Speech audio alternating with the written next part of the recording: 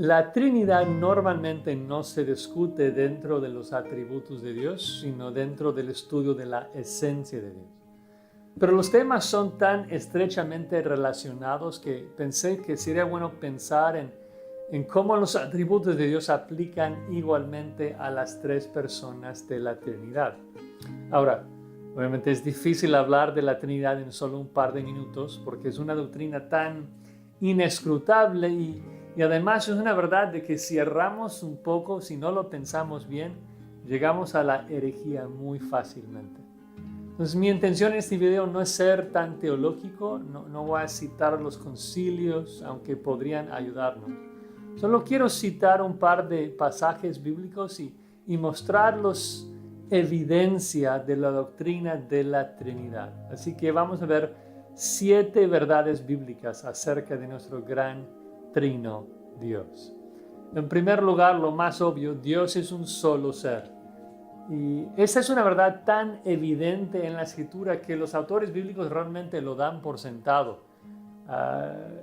Uno de los pasajes más claros de eso, en mi opinión, se encuentra en Santiago 2:19, donde el autor dice, ¿tú crees que Dios es uno? Aún los demonios, creen esto y tiemblan, ¿no? Entonces, es un hecho, existe un solo Dios, adoramos a un solo Dios.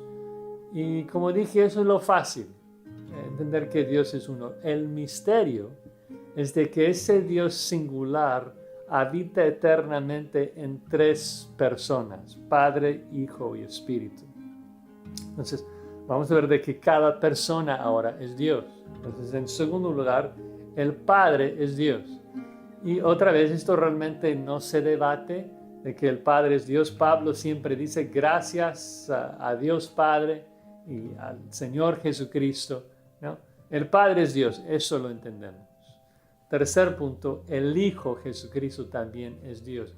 Y ahí ese punto se debate un poco, pero es sin realmente lógica, porque la Biblia es tan clara de que Cristo es Dios. El Verbo era Dios, dice Juan 1. Hebreos 1 dice, tu trono, oh Dios, es por los siglos de los siglos. Pablo nos dice en Tito 2:13 de que esperamos la manifestación gloriosa de nuestro gran Dios y Salvador Jesucristo, ¿no? Eso es sin contar todas las profecías mesiánicas del Antiguo Testamento que hablan de que el Mesías va a ser Dios con nosotros. Ahora, la confusión, creo, se debe a que muchas veces en los evangelios, donde describe a Cristo en su encarnación, pues Jesús habla de su sujeción y su obediencia al Padre. Y los incrédulos piensan que eso es porque Cristo es inferior a su Padre, pero no es así, sino de que es la naturaleza humana de Cristo que estuvo sujeto al Padre. Pero la esencia del Hijo es la misma esencia del Padre, son el mismo ser. Entonces no puede haber inferioridad en términos de naturaleza y esencia. El cuarto punto es de que el Espíritu Santo es Dios, ¿no? Y también hay muchos pasajes que hablan de esto. Pienso en 1 Corintios 6, que dice que nosotros somos el templo de Dios.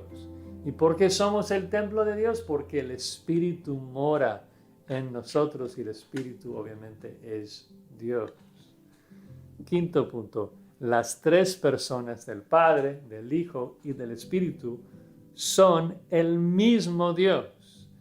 Tantos pasajes como en Juan 10, en donde Cristo dice, yo y mi Padre somos uno, o uno somos. Entonces sabemos de que las 3 personas son el mismo ser. Y finalmente, el sexto punto es de que el Padre, el Hijo, el Espíritu son personas distintas. Es decir, de que no es de que Dios a veces se manifieste como Padre, a veces como Hijo, a veces como Espíritu. No, simultáneamente Dios existe eternamente en 3 personas distintas. Y para no entrar tanto en lo filosófico y tratar de ver qué es lo que hace que una persona sea una persona, creo que la forma más fácil de mostrar esto es mostrar de que cada persona de la Trinidad tiene voluntad.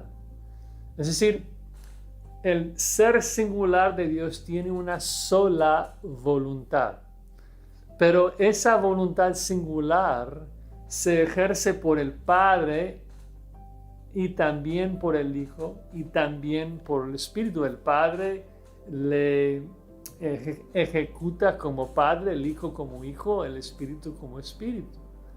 Por ejemplo, aunque la voluntad del Espíritu siempre concuerda con la voluntad de Dios, siempre está en armonía porque comparten la misma voluntad, Pablo nos puede decir en 1 Corintios 12, versículo 11, de que el Espíritu Santo reparte los dones como Él quiere, mostrando que tiene voluntad y es persona.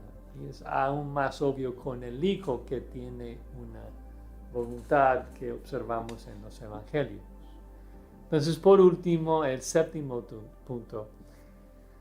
Las tres personas de la Trinidad juegan roles diferentes en el plan de redención. Y el pasaje clave que habla de esto se encuentra en 1 Pedro 1, versículo 2, donde dice de que nosotros, los creyentes, somos elegidos según la presciencia de Dios Padre en santificación del Espíritu para obedecer y ser rociados con la sangre de Jesucristo.